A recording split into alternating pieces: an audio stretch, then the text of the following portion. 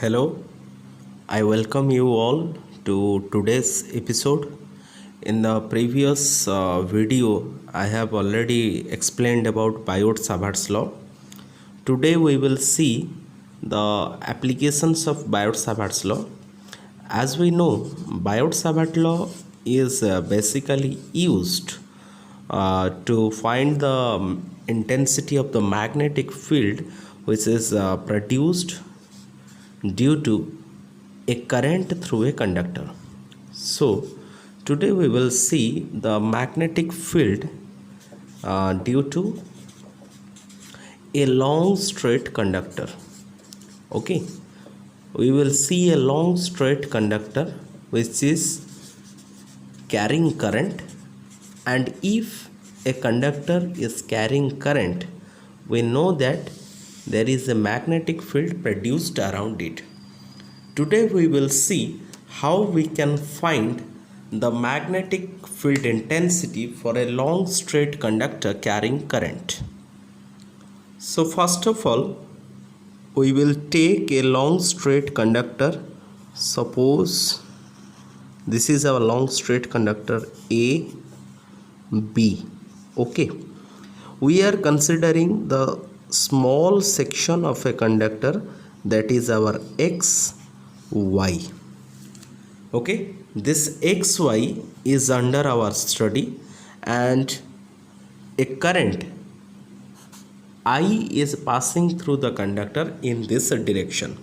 So let me tell you again, we are considering a long straight conductor AB, and XY is a small section of AB which has a length of DL. Okay, the length of this section XY is DL. Now let us consider our observation point. Suppose here, if this is our observation point P, we can draw OP. This point O is the center of the section XY. Okay, this is the point O. This is the center of the section XY, and OP can be said to be the position vector of the observation point P. Let this OP is X. What we need to do? We will now draw a perpendicular from this point P onto the conductor XY or the conductor AB. So let's draw the perpendicular. This is our perpendicular drawn. Suppose this is our PM. This PM is perpendicular to the conductor AB. Let me extend this conductor up to this so that it will be easy for us to derive the formula. Suppose this is my point P. Okay, clear? We have considered a long straight conductor AB.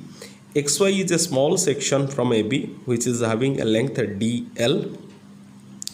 I is a current passing from A to B through this conductor. O is the center of the section XY. P is the observation point. The value of OP is X, and let the perpendicular drawn on the AB is suppose R. Okay, if we connect these 2 points A, P and B, P, we are having 2 angles formed. Which are those 2 angles? One angle is here, this one, okay, and another angle is this one. Let this angle is our theta 1 and this angle is our theta 2. Clear? Also there is a small angle. Here, this one, this angle. Let this angle is our alpha. Okay, now the current is flowing through the conductor in this direction, and we know that if the current is passing through the conductor, then there will be a magnetic field produced around the conductor. By using Biot-Savart's law, we are going to find the magnetic field produced by the current I passing through this conductor. So what is the idea behind finding the magnetic field? The main idea is we will find the magnetic field produced due to the small section xy, that is of the length dl. If we are able to find the magnetic field in the small section xy, we can integrate that small magnetic field over the length of A and B to get the net magnetic field intensity. Okay, we will first find the small magnetic field for this dl and we will integrate it over the length of AB for the net magnetic field due to the long straight conductor. So let's start our derivation. Suppose dB, it is the small magnetic field which is produced due to the section xy or the small length dl. So we can say that if dB is the magnetic field at the point P due to the small length dl and a current is passing, that is I, through the element xy, then this dB can be given by using Biot-Savart's law, as we know that from Biot-Savart's law the value will be mu 0 by 4 pi, the current will be I dl sin theta divided by x square. Our formula was mu 0 by 4 pi ideal sin theta by r square. Here the observation point is situated at a distance x and let this angle is our theta. So we can write this as mu 0 by 4 pi ideal sin theta by x square. Let this is our equation 1. Okay. Now consider this right angle triangle OMP. So we will consider this triangle OMP. Let's draw it out here. This is our OMP triangle with this is 90 degree, this is our theta, this is our alpha. So from this triangle we can say that theta plus alpha equal to pi by 2. Clear? Theta plus alpha is equal to pi by 2, or we can say that this theta is equal to pi by 2 minus alpha, or we can say that sin theta is equal to sin pi by 2 minus alpha will give me cos alpha. Okay, this is a very important relation. We will substitute this value of sin theta here in mu 0 by 4 pi ideal sin theta by x square. So let this be our equation 2.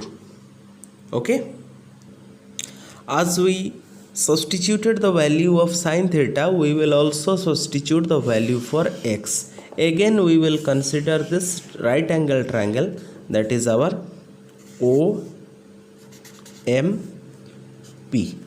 Okay, is it clear? This is our triangle OMP, this is our 90 degree, and this was our theta, this was our alpha, PM was our r, this was our x. Let this value of OM is our L. This is nothing but the right angle triangle OMP that was there in the first diagram. Okay, so we can write cos alpha is nothing but cos alpha will be r divided by x, base divided by hypotenuse, that is r by x. Okay, or we can say that implies this x is nothing but r divided by cos alpha. We will substitute this value of x in equation 1 and suppose this is our equation 3.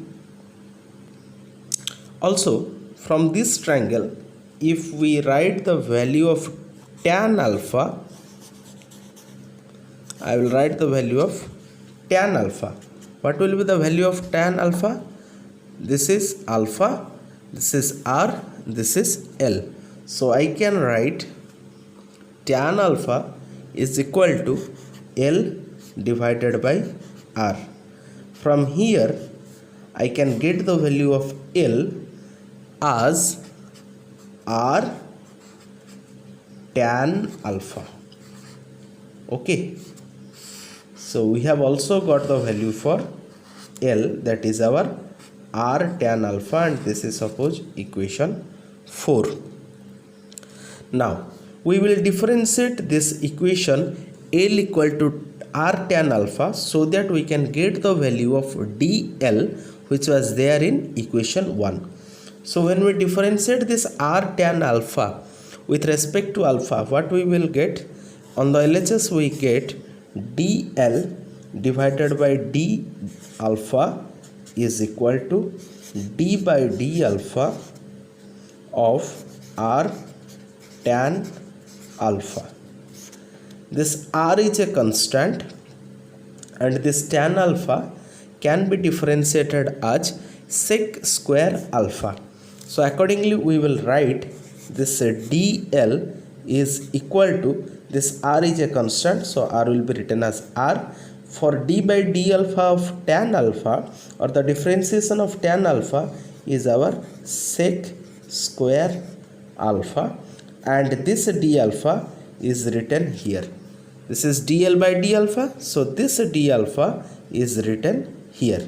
So this is our R sec square alpha D alpha. Okay, this is our equation 5.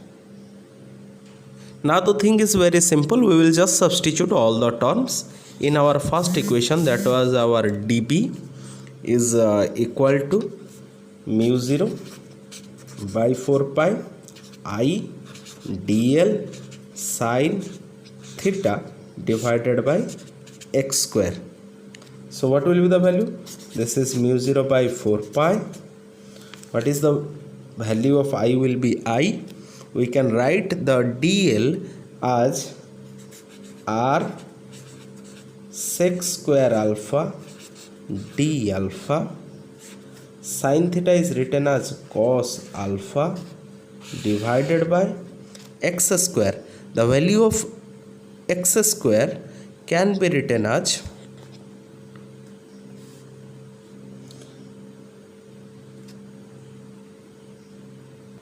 the value of x is r by cos alpha, so we will get r square by cos square alpha. So we can rearrange the terms as dB is equal to mu 0 by 4 pi I r sec square alpha into cos alpha. This cos square alpha will come here, so we are writing cos square alpha divided by r square. So this sec square alpha cos square alpha gets cancelled. So what we will get? We will get mu 0 upon 4 pi I into r cos alpha d alpha divided by r square. Okay, so this r and r square again gets cancelled. So what is our final expression for dB? Our dB becomes mu 0 by 4 pi I by r cos alpha into d alpha. Okay, so this dB is the magnetic field for the small section xy of length dl. So this was our diagram.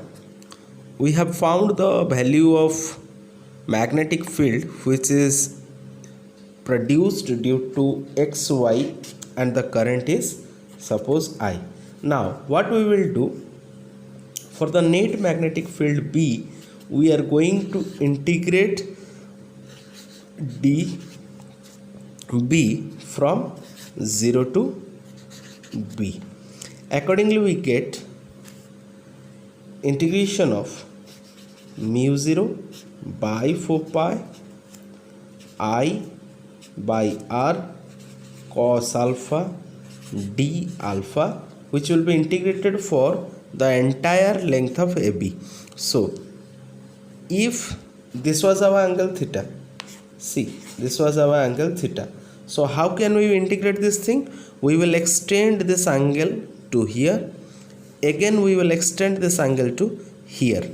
If we are extending this angle here and here, our angles or limits will be theta 1 for point A, sorry, theta 2 for point A and theta 1 for point B. So this will be our limits, theta 1 to theta 2. Okay, so what we will get, B equal to mu 0 by 4 pi is a constant, this current I is constant, the length of PM, that is our R, this is also constant. So I will get I by R, cos alpha will be sin alpha with limits theta 1 to theta 2. Okay, so I can get the value of B as B equal to mu 0 by 4 pi I by R sin theta 2 minus sin theta 1. Okay, this is the final expression for the magnetic field intensity of the magnetic field produced due to a current I passing through a long straight conductor AB. B will be mu 0 by 4 pi I by R sin theta 2 minus sin theta 1.